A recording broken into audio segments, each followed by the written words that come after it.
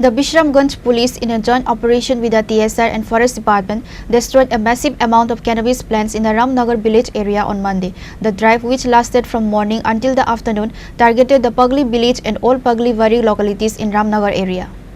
During the operation, authorities raised 2.4 lakh cannabis plants across 22 plots. This is a part of a larger initiative by the local police administration to actively combat cannabis cultivation from the beginning of this year. Following the successful operation, officer in charge of Bishramganj police station, Ajit Devarma, issued a strong warning to cultivators. He urged them to stop growing cannabis, stating that legal action would be taken against anyone found engaging in the illicit activity. Actually, Tripura মুখ্যমন্ত্রী দেখে নেশামুক্ত ত্রিপুরা গঠন করার লক্ষ্যে আজকে আমি এরপরে অন্যান্য officer TSR এবং ওমেন কনস্টেবল সহকারে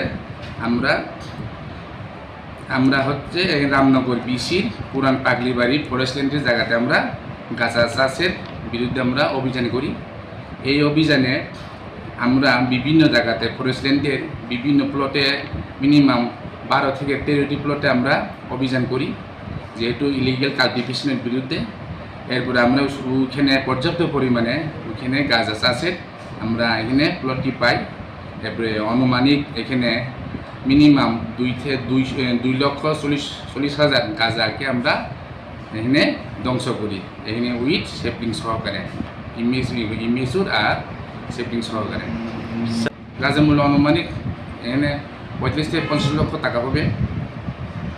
এই অভিযান আগামী দিন আমাদের এখানে একটা বার্তা থাকবো, এখন যাতে এখানে সুন্দর পরিবেশ একদম সুস্থ নেশামুক্ত ত্রিপুরা গড়ে তুলে গঠন করার লক্ষ্যে ত্রিপুরাবাসীকে এখানে যে এলাকাতে ওইখানে যে গাঁজা চাষিদেরকে এখানে আমার একটা অনুরোধ থাকবো, ওই যাতে অবৈধ কাজে ইলিগাল অ্যাক্টিভিটিসে যাতে এখানে জড়িত না হয় তারা, আর সেখান থেকে যাতে বিরত থাকে এবং সুস্থ সমাজ এবং সুস্থভাবে যাতে বসবাস করার জন্য আমি আমার তরফ থেকে অনুরোধ করছি সবাইকে।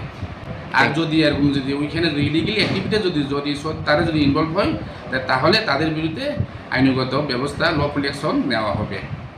The extensive drive highlights the authorities' commitment to curbing drug-related crimes and protecting forest land from illegal cultivation.